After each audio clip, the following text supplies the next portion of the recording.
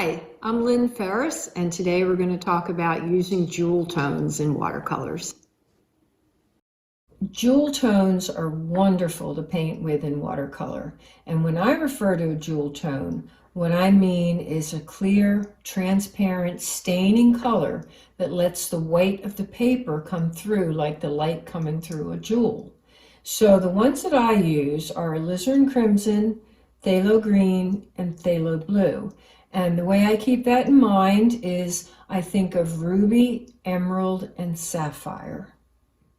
So here's my ruby, and this is my alizarin crimson, and I can make it as dark as I want or as light as I want. I'm always going to see the weight of the paper through it because it's a transparent pigment.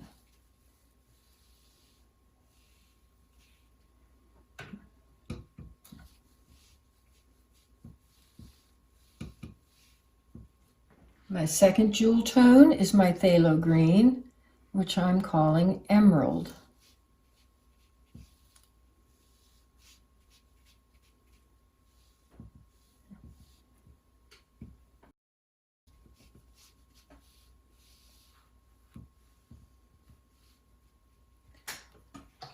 And my third jewel tone is my phthalo blue, and that's what I'm calling sapphire. Phthalo blue is a pretty intense color, so I always start out with a little extra water added to it. Some brands call it intense blue, and it is. Now I've got these three jewel tone pigments, and I've got to think about how to use them. They can either be an accent to an otherwise neutral painting, so it's an exciting little sparkle, or you could have a jewel tone painting that had neutral accents. And I always like to reference a jewel tone next to a neutral and vice versa to add a little bit of excitement to a painting.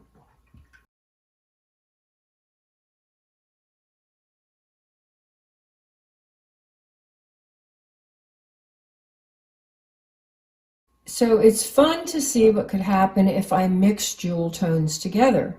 If I mix my green and my blue, I'll come up with the most beautiful transparent aqua you ever saw.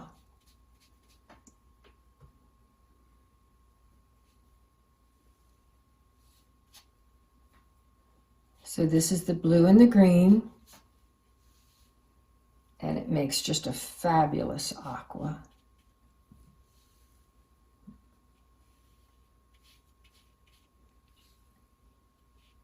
So if I mix the red and the blue together, the sapphire and ruby, I can get a fabulous indigo.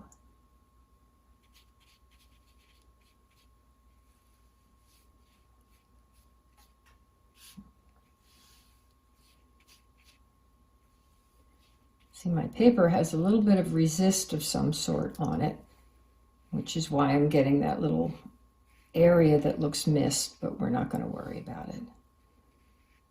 So here's an indigo night sky. An interesting thing about these jewel tones is I can take the red and the green, and because they're complements, I can make a transparent black. And even though it's transparent, it's still really dark. So I think I'll start off with the green. And watch what happens here. I'll mix a little bit of red into it.